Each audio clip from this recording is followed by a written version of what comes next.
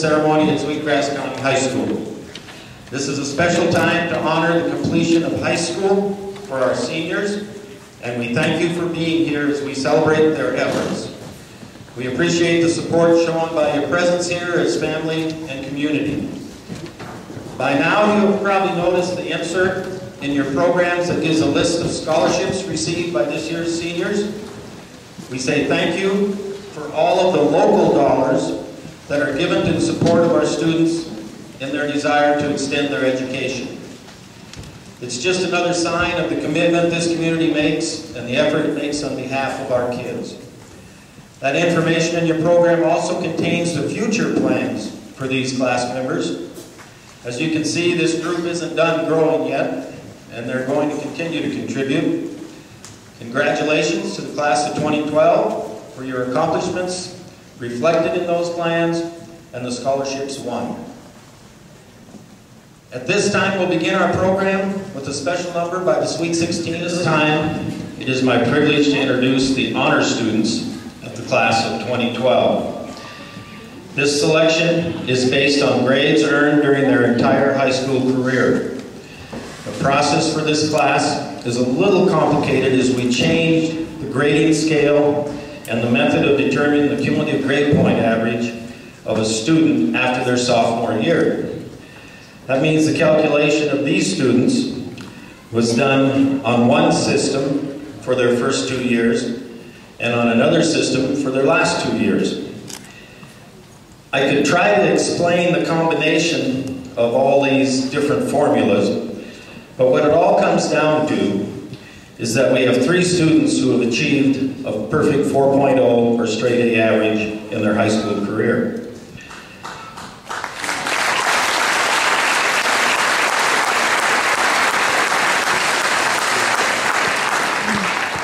Now, one part of the old system did allow for a tiebreaker involving A- grades, and in this particular case, it does help determine who receives the valedictorian trophies and who receives the salutatorian award.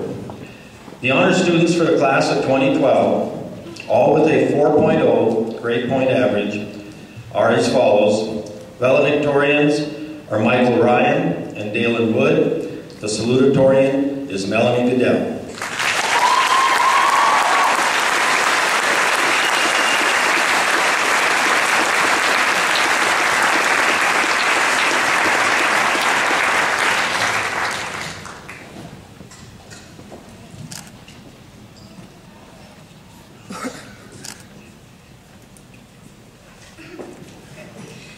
Mr. Berkeley, Mr. Ryan, teachers, fellow students, friends, and families, it is an honor to speak to you all on this graduation day. It is with great pleasure that Michael, Dalen, and I get to stand before you today and address you as a graduating class of 2012. It seems like only yesterday when we first entered the halls of SGHS, eager and excited to start a new phase of our lives. I am proud to say that this chapter of our lives is finally coming to an end, and we are turning the page to begin the next chapter. Wouldn't it be better to start off by talking about the past, like the time on the senior trip when Paul, David, and Kip tried to dump cold water on Donnie while he was in the shower, but he ended up locking them out of the room instead. David stood there in nothing but his hiked up boxers and reading glasses with his arms folded saying, "This sucks." Then there's the fact that Jacob laughed at everything, for example the phrase, "Frosted Flakes." Hey, Kristen. Yo, Cougars.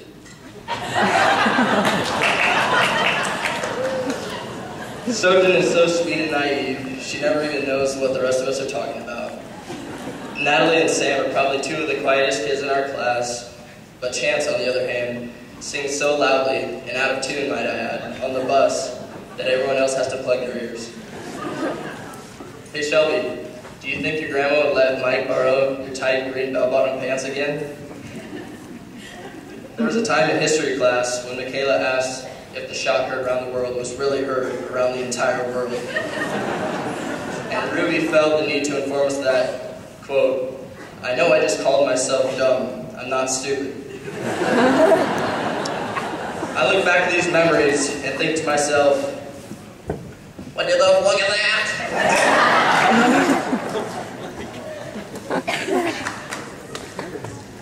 You call those memories? What about on Friday when we left Melanie sleeping on the lawn? Or when Rye's parents were gone and he needed to be excused from study hall during semester tests, so he called the school as his dad. And then Grant called for him 2 minutes afterward. Hey Raven, would you care to demonstrate the moonwalk for us? Remember how Walter, Tyrell, Donnie, and Wyatt would always play basketball at lunch and then never shower before going to 5th period? Miss Little Piccolo will probably be glad to have finally heard the end of Riley's sexist jokes. At least we have Celine to represent us well over the years in track and cross country. I bet Daisy's glad she won't have to listen to everyone giving her grief about her hair anymore. Hopefully Lindy has finally figured out which direction to drive in a roundabout.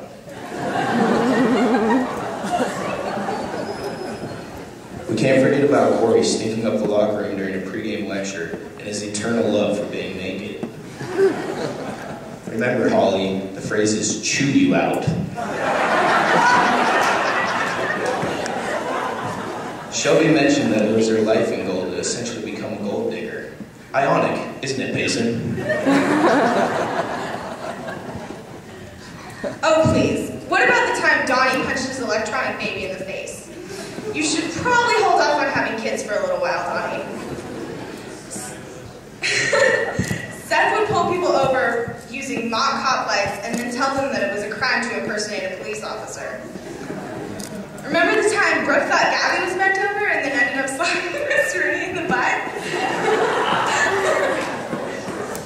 Some advice to everyone in the room. If Robert ever offers to take you on a ride in a rowboat, just say no. No, Amber's hair is not naturally that curly. There was a time Katie asked Mr. Hansen if he had a master's degree. Her response when he said no, it shows. Jamie and Nicole rode their horses to school on Friday. That was quite a surprise. Some people think that we have one extra person graduating, but Garrett and Jeffrey are actually the same person. And Kaylee, how lucky are you to be sitting next to the man of your dreams?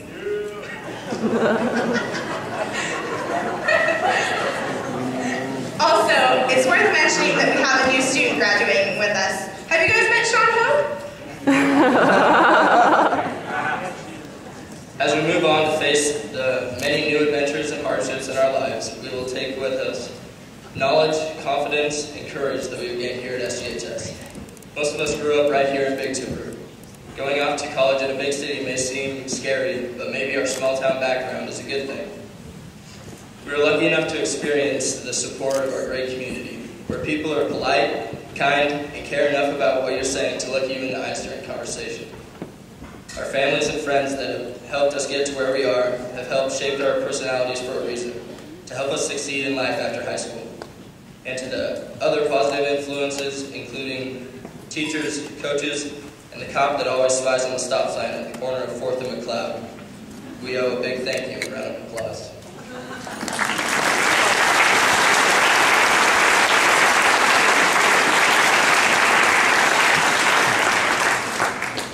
As I look across this room full of hot, sweaty people, I begin to think about how I thought this day would never come. Now that it's finally here, you'll be surprised to know that the smell of this gym brings me back to football season, and the stench of 40 lockers filled with sour-smelling football equipment ripening in the warmth. I'll miss that. I will also miss the time spent with friends and teachers in the classroom and out. Nelson Mandela once said, "Education is the most powerful weapon which you can use to change the world." With the education we have acquired here at SGHS, my classmates and I will go on to do great things. Among us are future doctors, mechanics, engineers, teachers, beauticians, fashion gurus, and business people. Along with our future career and family obligations, I hope all of us continually strive to change the world in some positive way. We can tell you to take the road less traveled by, but the truth is that most of us won't. A lot of us will probably have average lives on the surface, going with the crowd and living out our dreams in normal ways. But it isn't what you do in your life that makes a difference. It's what you do with it. You can have the most normal seeming life ever, but if you're doing what you love, it can be extraordinary.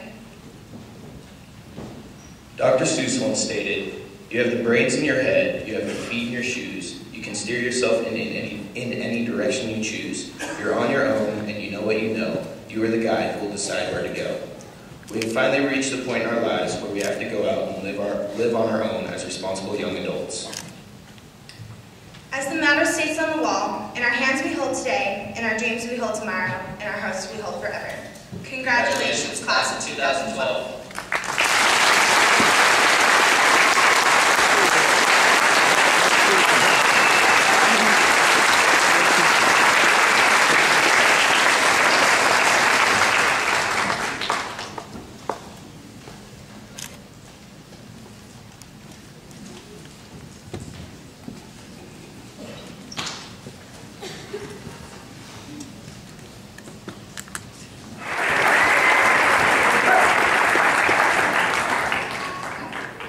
Dalen Dwayne Wood.